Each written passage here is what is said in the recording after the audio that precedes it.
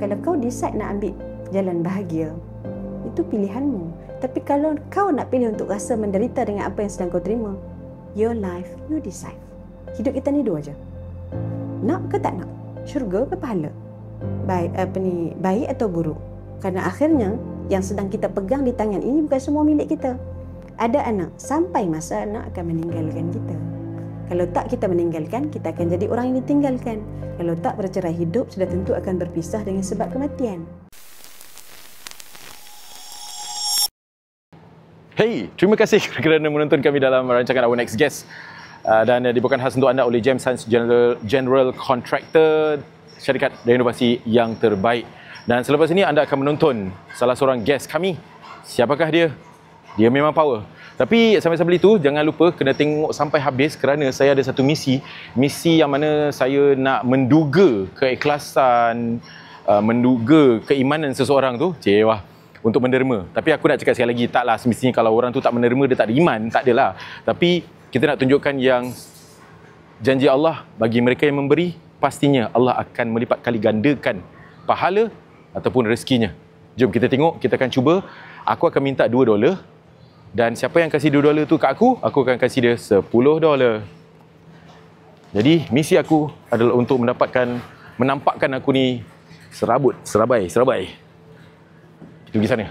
Let's go. Oh ya, selamat datang ke Geylang. Saya pergi Geylang, minta orang $2. Siapa kasih $2 saya kasih hadiah. Testing. Habis saya nak test cik. Saya test je kan. Alamak, kenal pula.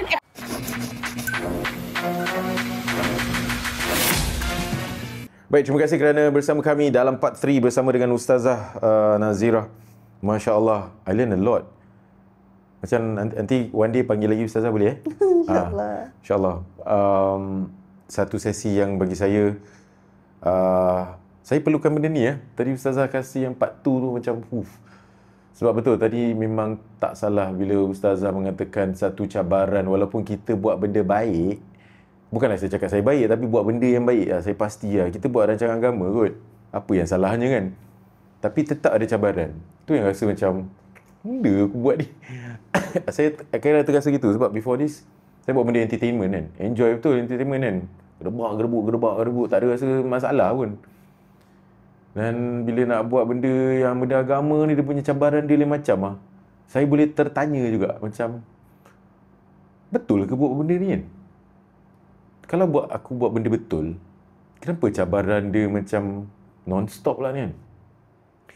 Lagi kita buat benda-benda macam ni dekat negara, saya tak salahkan negara lah kan. Saya tak ada sikit pun rasa nak salahkan negara ke apa ke. Tapi ni macam diri sendiri, macam aku buat benda agama ni tak ada orang support, nak cari orang support pun susah. Kan? Itu je lah. Saya macam kan tu maknanya saya tengah fikir macam tengah nak healing ke ni.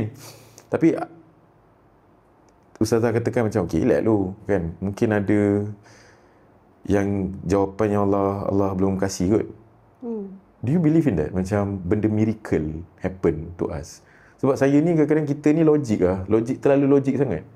Sampai kita macam mana benda miracle nak happen ni kan? What say you? Tiba nak English. Apa pendapat? Saya setuju. Dia kisah Nabi Ibrahim, pencarian hikmah Tuhan bagi kepada dia 86 tahun. Dia tunggu baru dapat datangnya Ismail. Kenapa 86 tahun? Cukuplah 3 tahun kalau kahwin bagi anak. Kenapa mesti 86 tahun? Rupanya kronologi orang-orang yang beriman ni, Tuhan akan bagi dia sesuatu yang sangat hebat setelah Tuhan bagi dia ujian yang tak kurang luar biasa. Perasan tak?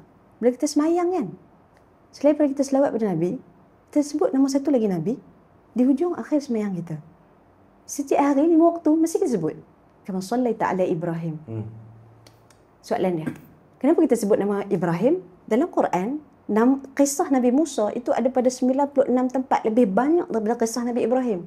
Kisah Nabi Ibrahim ni hanya ada pada 69 tempat. Nabi Musa yang paling banyak tapi tak disebut bila kita semayang. Kenapa tak disebut kama sallaita ala Isa? Sebab Nabi Isa tak selesai lagi perjuangan dia. Betul kan? Kenapa tak disebut kama sallaita ala Nuh?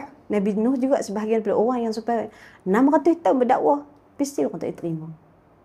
Sebab kata ulama pertama, selain daripada dia adalah abal anbiya, bapa kepada para nabi, inilah satu sosok tubuh manusia yang ikhlas, manusia yang taat dia tanpa syarat kepada Allah.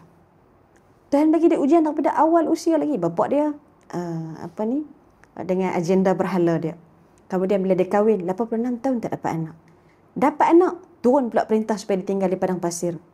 Anak besar, datang pula perintah supaya berlaku sembelihan. Itu semua titik-titik yang selepas satu demi satu datang ujian demi ujian. Nabi kata, bila Allah mencintai sesuatu kaum, maka Allah memberikan ujian demi ujian kepada mereka. Sebab itu kalau kita tengok kisah Nabi Ibrahim ni, kenapa disebut begitu keadaannya? Kerana Al-Quran telah ceritakan, inilah manusia. Setiap kali kita semayang tu, kalau kita rasa penat, inilah kepenatan yang sudah dilalui oleh jalan Nabi Ibrahim. Tapi akhirnya, Allah Ta'ala bagi daripada jaluran rahimnya itu, ataupun keturunannya itu, seorang Nabi yang luar biasa, Muhammad namanya. Masya Allah. Sebab itu saya, kalaulah dia sebut penat, yes, hidup ni memang kita akan penat. Tahu tak sebab apa? Sebab satu ayat Al-Quran dalam surah Al-Insyiqaq, Allah Ta'ala sebut, ya ayyuhal insan innaka kadihun ila rabbika kadaha famulaqi. Kalau orang ngaji bahasa Arab kita kan, cik orang Arab lah kan, mesti gitu kan. Kalau kita ngaji bahasa Arab ni, bila Quran sebut 2 kali, kadih, kadaha 2 kali, dan the way Allah Ta'ala pilih words tu, dia tak guna kalimah ta'ab. Ta'ab ni pun penat. Kutum ta'ab, aku penat, aku letih. Ta'ab ni, dia hanya penat yang singgah. Tapi kadih ini penat yang sampai bila-bila dalam perjalananmu untuk bertemu dengan Tuhanmu, engkau akan melalui kepenatan demi kepenatan. Pasal apa ulang 2 kali? Penat kita takkan berhenti. Kalaupun kita dah berjaya dengan podcast Islamik kita ni, dia akan sampai pula benda lain. Satu sampai bila? Sampai kita mati. Tapi Quran kata, famulaqi. Tapi it's okay. Tengok cara Tuhan bantu kita untuk kita reset balik mind kita ni. Memang kau akan penat pun. Bukan satu, bahkan berkali-kali. Tapi jangan bimbang, don't worry. Allah akan buat kerja Allah bila famulaqih. Pada hari pertemuan tu nanti, semua kepenatan ini akan dibawa. Tuhan tak nilai hasil kita. Tuhan nilai sejauh mana kau berusaha. Itu kata Buya Hamka. Tugas kita bukan untuk berhasil. Tugas kita adalah untuk mencuba. Dan dalam mencuba itulah engkau mendapati keberhasilan. Kalau dapat, alhamdulillah. Tak dapat, berserah pada Allah. Damn. Nah, kan? Sebab itu saya rasa sangat seronok kalau kita boleh mengambil dia daripada perspektif Al-Quran tu. You know what? Quran kata, surah At-Tin. Allah Ta'ala sebut, hidup kita, alaihissallahu biahkamil hakimin. Tuhan yang paling adil, Tuhan yang paling baik dalam memberikan penilaian. Kita penat. Satu ayat Quran lain sebut, tak ada satu pun daun yang gugur daripada pepohon, melainkan semuanya dalam pandangan Allah. Bila ada Allahu Akbar, Allah yang Maha Besar, apalah sangat amal kita untuk dinilai oleh Allah Ta'ala. Semua akan datang dalam penilaian Allah. Dan sampai tahap surah Az-Zalzalah. Quran kata, kita akan sampai ke hari yauma idzin yasdurun nasu ashtatan liyuraw a'malahum. Tak akan sampai ke hari, tak apa. Penat engkau ni, kau jangan bimbang. Quran kata, semuanya nanti bila semua dikeluarkan daripada perut bumi, liyuraw a'malahum. Tuhan kan pertontonkan. Waktu tu, kita akan tengok siapa anugerah bintang popularnya. Siapa yang disebut sebagai allazi khalaqal mauta wal hayata liyabluwakum ayyukum ahsanu amala. Yang paling baik amalannya siapa? Lalu inilah kegembiraan di atas kepenatan-kepenatan atas dunia ni. Waktu kita tengok depan Allah Ta'ala, ya Allah, mujurlah waktu hayat dulu aku pernah bertahan memilih untuk memulakan ikhtiar buat podcast Islam. Din podcast contohnya kan. Inilah semua kegembiraan. Hari ini takkan terzahir, hari ini takkan terlihat bila famulaqih di hadapan Allah Ta'ala. Kita kembali dengan soalan tadi, Masya Allah. Syukran Ustazah. Wow. Tadi kita ada tanya before this soalan mengenai ibu yang toksik. Ustazah okey Okey. Sorry, tak bawa air pula Ustazah. Tapi tak apa. Tak apa. Famulaqih nanti.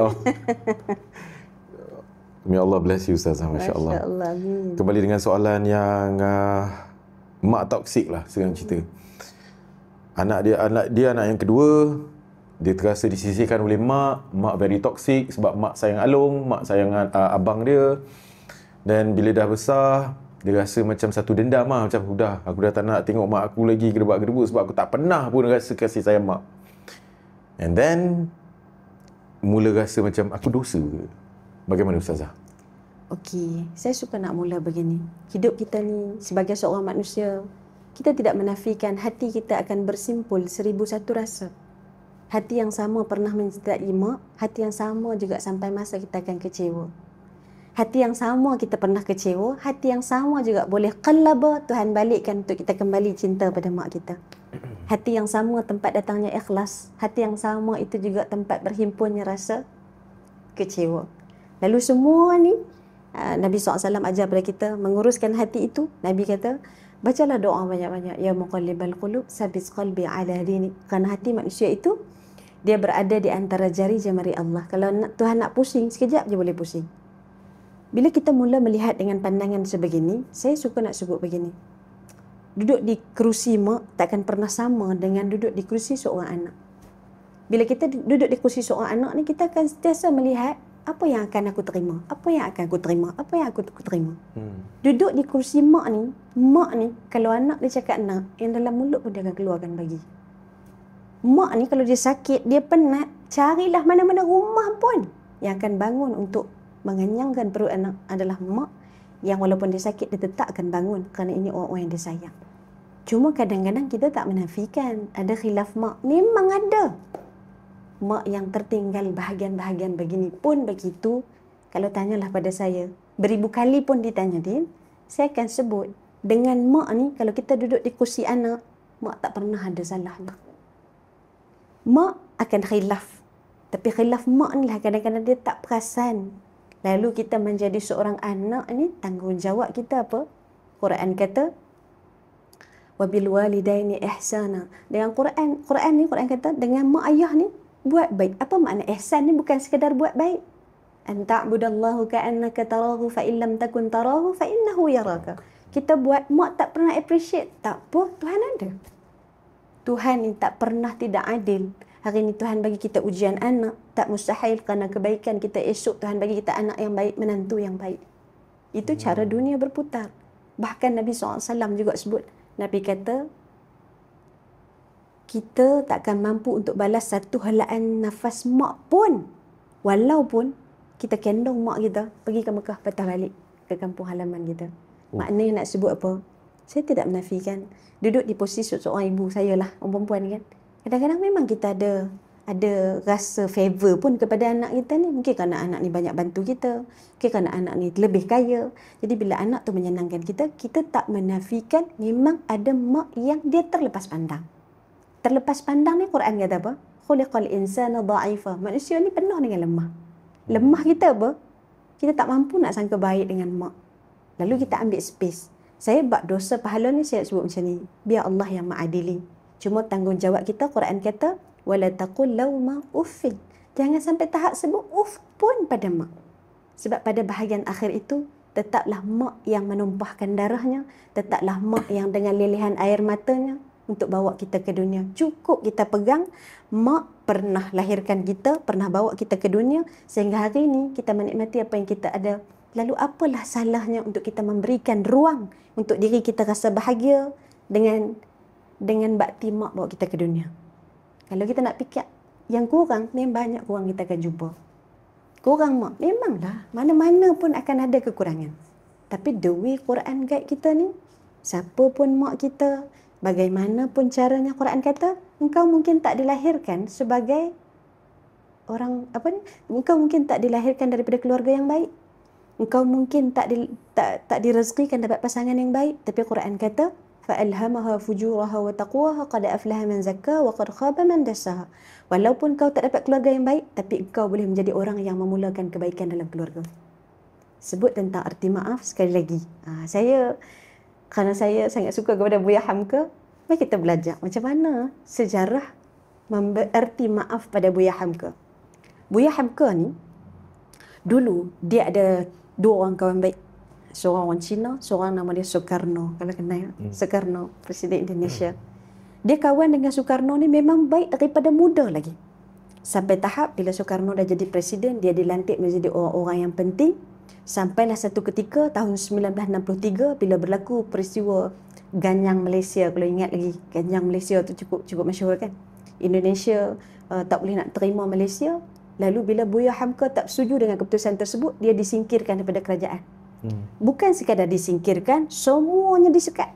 Sampai tahap dia dimasukkan ke dalam penjara kerana dia dikatakan berpaling tadah kepada Indonesia kerana dia menyokong Malaysia. Dia sokong Malaysia dengan dia kata, ini Malaysia ni jiran kita, saudara seagama dengan kita, saudara seiman dengan kita tak boleh buat macam ni kepada Malaysia. Jadi akhirnya dia dipenjarakan kerana dia dikatakan berpaling tadah sokong Malaysia ketika tu. Lalu masuk ke penjara, tengok. Orang yang saya jumpa dengan anak dia nama Syakib, anak bongsu dia.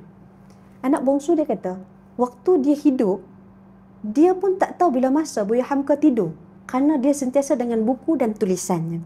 Jadi bila Buya Hamka masuk ke dalam penjara, bila ditanya oleh anak dia kata tak apa, dia dimasukkan dalam penjara.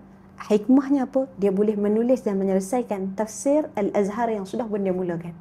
Dia tak tengok pun kekurangan itu sebagai satu yang menyempitkan, melainkan dia tengok dengan pandangan orang yang beriman. Ini kita belajar daripada lebah.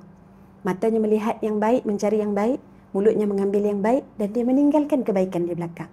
Dari itu Buya Hamka juga sama. Masuk dalam tu, dia selesaikan tafsir Hamka dia. Lalu sampai satu ketika, akhirnya dia keluar daripada penjara. Apa yang jadi? Ini kemuncak kita nak cerita ni. Bila di tahun-tahun terakhir sebelum Soekarno meninggal dunia, Soekarno nak supaya ni setelah dia buat begitu teruk kepada Buya Hamka, masuk dalam penjara, semua disekat dengan fitnah yang sangat dahsyat. Soekarno minta kalau dia meninggal dunia, dia nak Buya Hamka yang imamkan jenazah. Apa kata Buya Hamka? Orang-orang dah kata dia dah buat teruk macam ni, bukan setahun, bukan 2 tahun masuk penjara, bertahun-tahun. Apa jawab Buya Hamka? Buya Hamka kata, aku memaaf bukan kerana lemah, tapi kerana memaafkan itu mendekatkan kepada hati yang tenang, dada yang lapang. Dan apa yang Buya Hamka sebut, bila dia nak pergi solatkan jenazah Soekarno, dia pergi. Dia kata kemaafan itu adalah jalan paling besar untuk kita mendapatkan kemenangan. Menang tu bukannya orang lain kalah, tak. Menang tu apa? Bila orang lain ni rasa bersalah dengan kebaikan yang kita buat. Dan inilah sejarah yang Nabi SAW tunjukkan. Kalau kita ingat peristiwa Fathu Mekah, satu-satunya peperangan di dunia ini, pembukaan kota tanpa sebarang pertumpahan darah. Dan bila Nabi masuk ke kota Mekah, semua rakyat-rakyat di Mekah tu duduk dan Nabi sebut, idhabu fa antum tudaqa, pergilah kalian adalah orang yang bebas. Yang dulu pernah letak perut unta yang sangat busuk di belakang batang leher bila dia tengah sembahyang depan Kaabah, yang dulu kejar nak bunuh dia daripada belakang, yang sekat segala bantuan ekonomi, sampai masa Nabi dengan begitu hati yang tenang, dada yang lapang boleh memberikan kemaafan.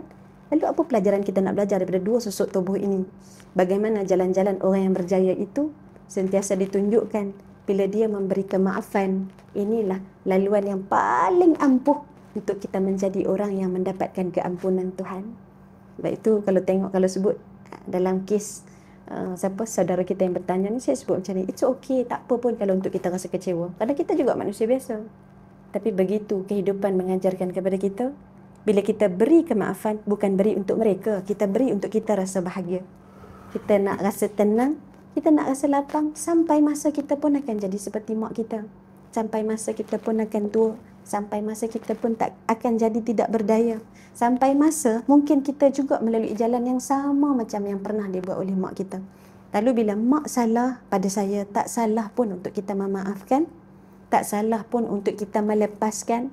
Tak salah pun untuk kita merelakan bahawa jalan mak hari ini, kita lihat dengan pandangan, inilah mak yang satu ketika pernah melahirkan aku, lalu hari ini kita hanya memberi khidmat dengan harapan Allah yang akan membalas kebaikan. Bila Allah yang memberi, Allah tak pernah gagal dalam meletakkan takdir manusia, Allah tak pernah salah dalam meletakkan di mana posisi kita. Cuma tinggal baki sikit lagi untuk kita percaya, inilah laluan yang Tuhan sedang cipta untuk kita masuk syurga. Kerana hari ini tak semua orang masuk syurga dengan ibadah solat ni. Kalaulah solat saja pintu untuk jalan kita masuk syurga, jenuh kita. Berapa ramai orang yang angkat takbir, mulutnya lafaz Allahu Akbar, tapi fikiran melayang-layang. Kepala kita fikir job, kepala kita fikir tugasan dunia tak selesai, kepala kita fikir apa lagi yang kita nak cari dalam dunia ni.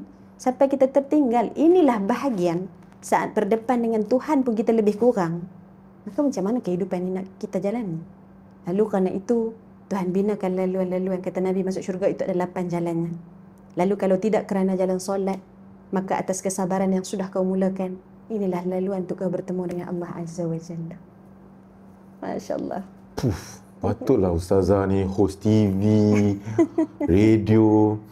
Ustazah, kalau Ustazah, saya tabik bagi para ulama, asatizah semua, baik di Malaysia maupun di Singapura ataupun di Indonesia mana sajalah. Tabik sebab macam Ustazah pastinya dah menjawab pelbagai soalan-soalan daripada pendengar, penonton, mungkin your classes, kuliah Ustazah. Tapi Ustazah ada tak? Pastinya ada masalah sendiri. Kan? Orang cerita, saya dulu ada kawan. Bukan dulu, sampai sekarang ada kawan saya. Kawan baik, nama dia Usop. Dulu. Saya pernah ada satu masalah. Kawan saya Usop ni, dia memang kawan baik saya lah. Walau kita kadang-kadang suka gaduh-gaduh, tapi kita sayang each other actually. Dia call dia, Usop, aku ada masalah. Saya kena buang daripada radio dulu. Saya tahap level baik saya tu sampai kena buang. Saya dulu kerja radio, kena buang. Masalah tu. Sebab itu je kerja saya. Waktu tu isteri saya masih lagi dekat universiti, tengah belajar. Anak saya tengah sekolah. Jadi yang membawa rezeki dia saya lah waktu tu kan. Actually Allah lah, tapi dalam segi logik manusia tu saya bekerja lah. Orang kata sole breadwinner. Tapi kena buang.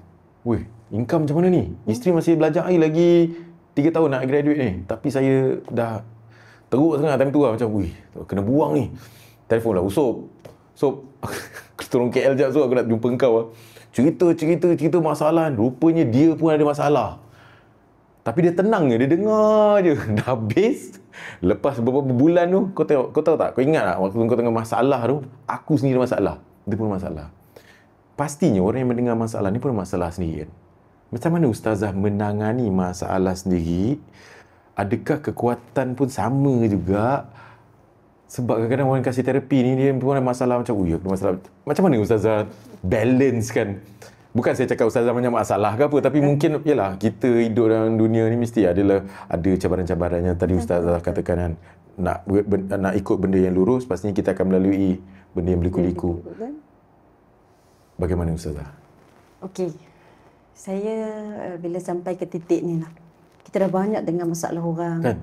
Kadang-kadang kan orang tanya saya, Ustazah tak ada masalah ke? Kan? Saya kata ada. Cuba cerita apa masalah Ustazah. Dia datang kat saya, nak bagi tahu masalah dia. Bila tengok saya, dia pula sibuk nak nanya masalah saya.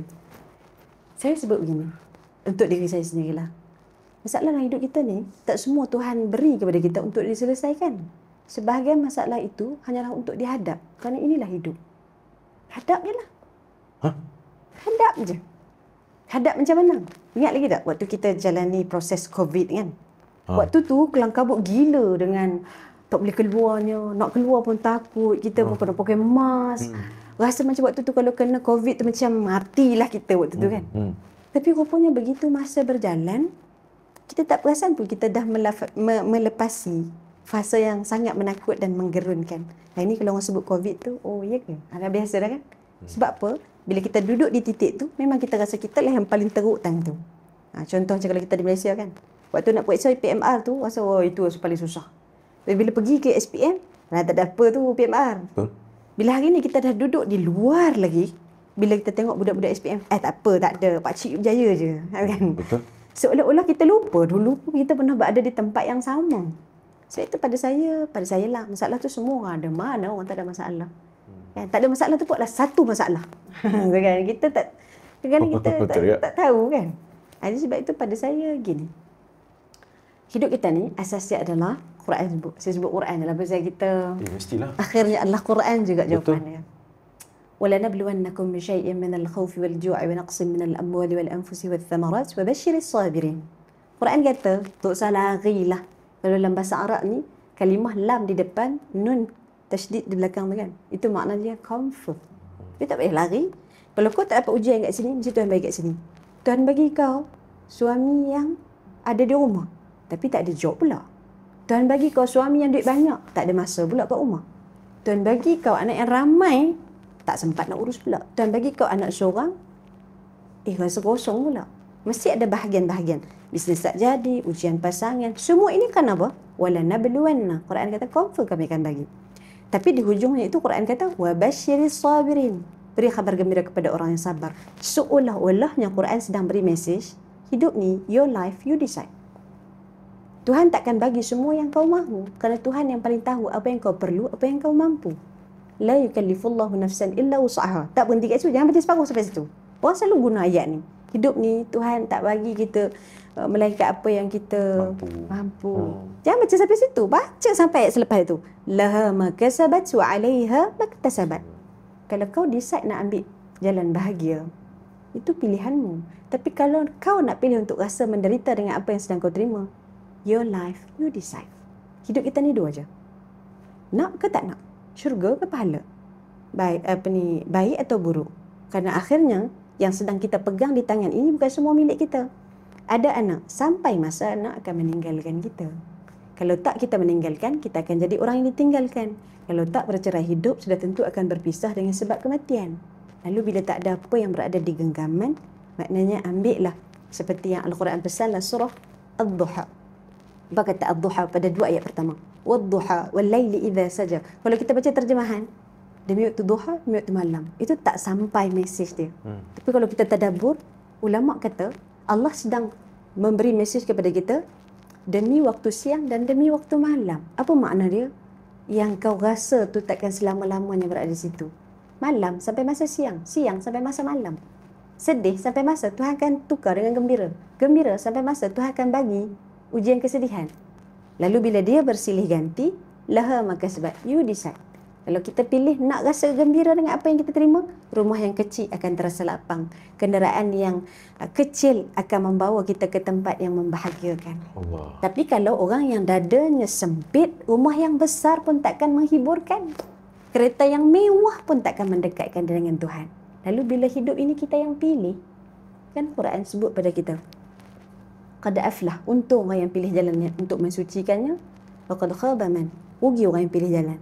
Dan satu hadis Nabi sebut, ajaban li amril mu'min, ajaib beriman ni.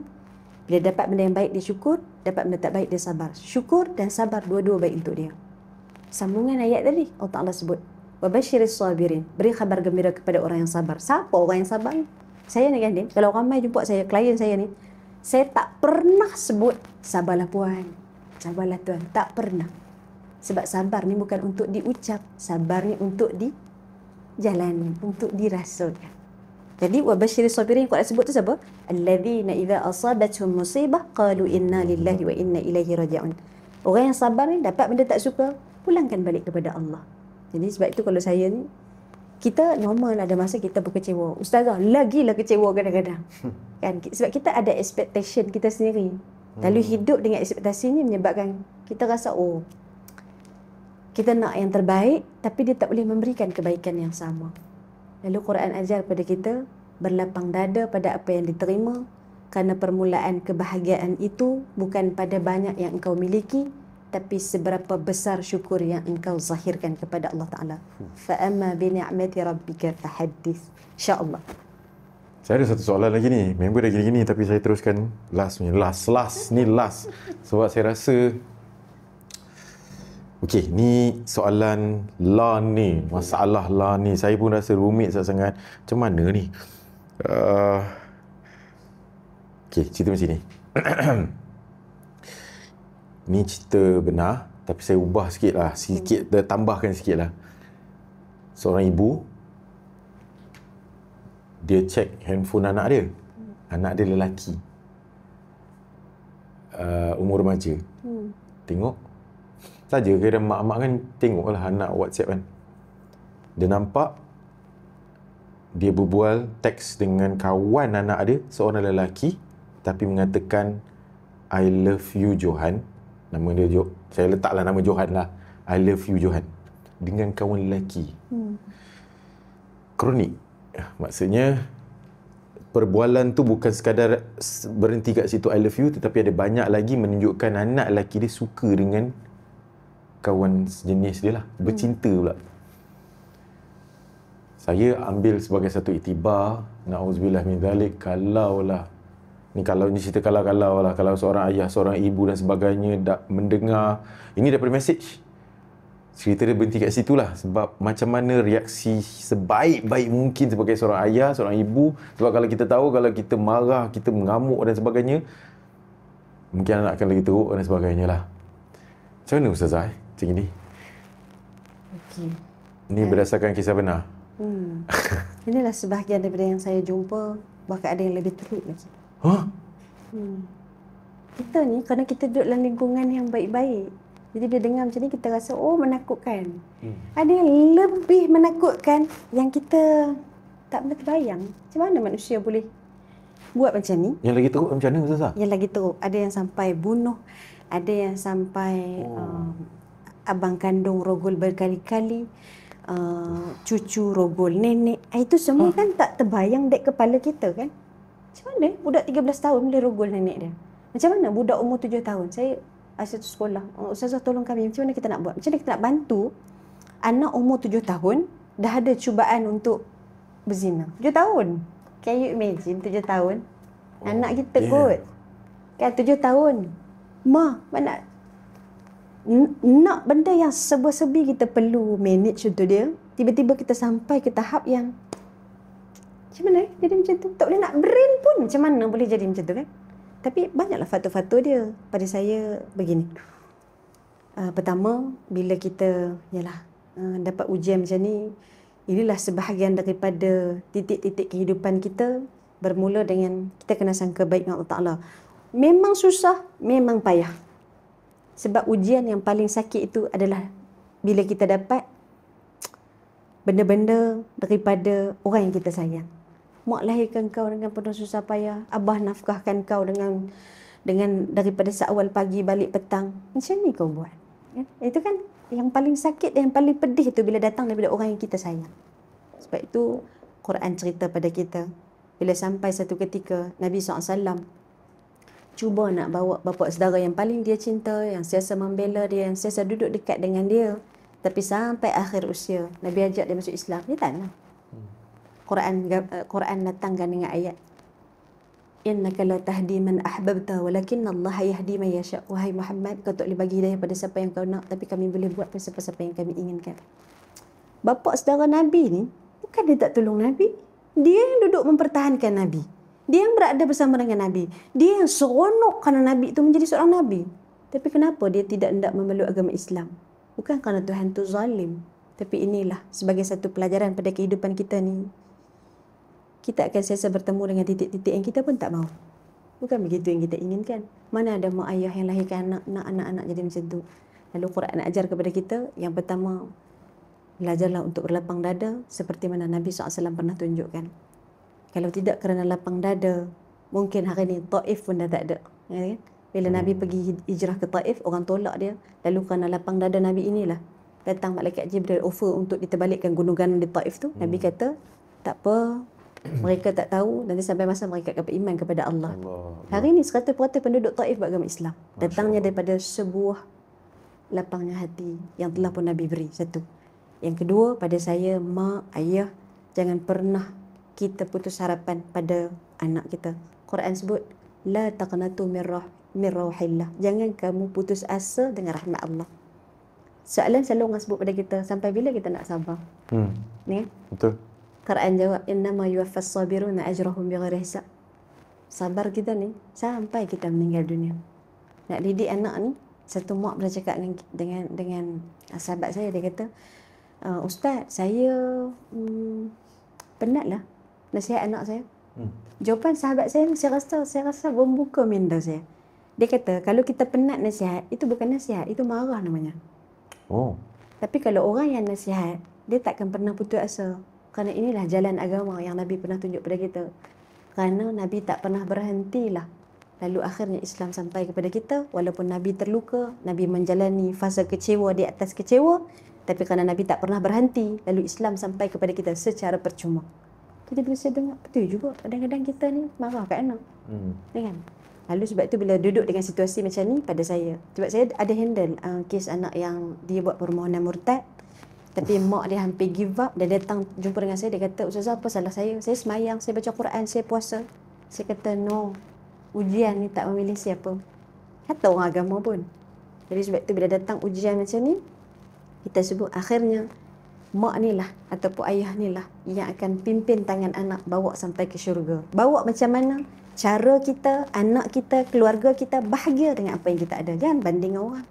Anak kita macam mana? Pegang tangan dia. Sampai bila? Sampai bila-bila sampai kita meninggal dunia. Bahkan kadang-kadang ada yang tak berakhir dengan kegembiraan pun tak. Sebab tu sirah tunjuk pada kita. Ada je Abu Talib pun tidak berakhir dengan bahagia. Tapi hidup ini Tuhan tak nilai kita dengan bagaimana kita bermula, tapi Tuhan nilai kita dengan bagaimana hidup itu kita akhirkan. Kita akhirkan dengan cara kita pegang tangan anak kita. Orang lelaki lah saya sebut sikit.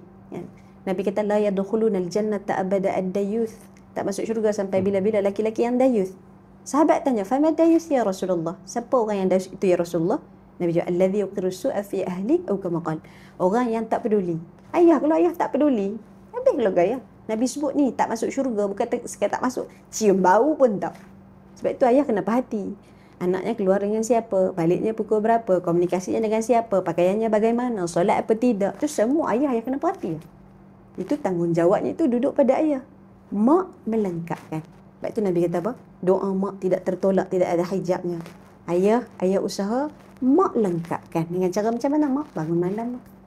Kadang-kadang kita ni untuk anak-anak ni pada saya lah. Bukan kerana anak tu jahat, Tuhan berikan ujian sedemikian rupa. Tapi mungkin itulah cubitan-cubitan di atas dosa-dosa lama kita. Lalu Nabi ajarkan kepada kita, bangun buat tahajud, bangun buat solat taubat. Kerana kadang Tuhan bagi ujian tu pada anak, bukan kerana salahnya anak. Tapi Tuhan nak supaya kita kembali sujud, memanjangkan doa kepada Allah atas kesilapan kita dulu-dulu.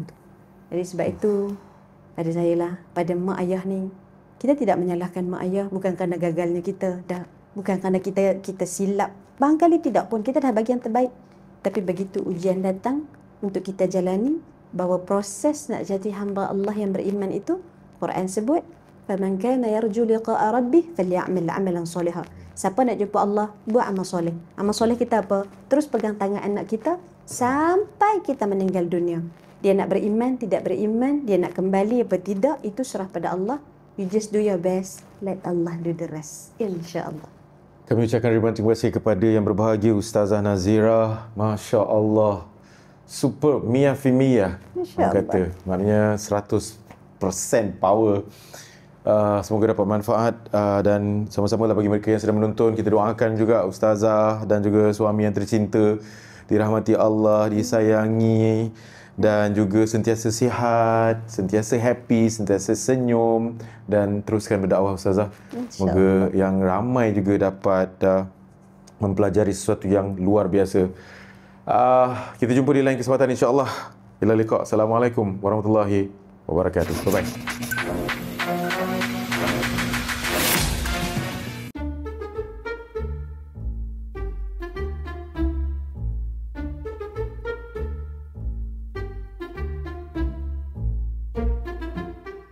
Cik, sorry cik Cik ada $2 cik. Bukan. Ada $2. Ini kan. Saya agak tadi saya nampak dari belakang macam. Kenal pun. Tapi dia tengok muka muka kamu macam mana pun kenal lagi. Saya mak ini tak ada. Saya dah.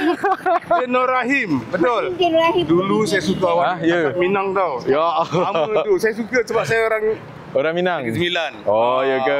Macam Negeri Sembilan tu Tak ada. Dia fikir pertama kali kenapa dia macam gini. Aku tahu. Kenapa dia macam gini? Aku dah menyapai je. Jangan menyapai. Cik, saya doakan cik saya. Doakan saya cik. Doakan saya. Doakan saya. Cik tak apa cik ambil.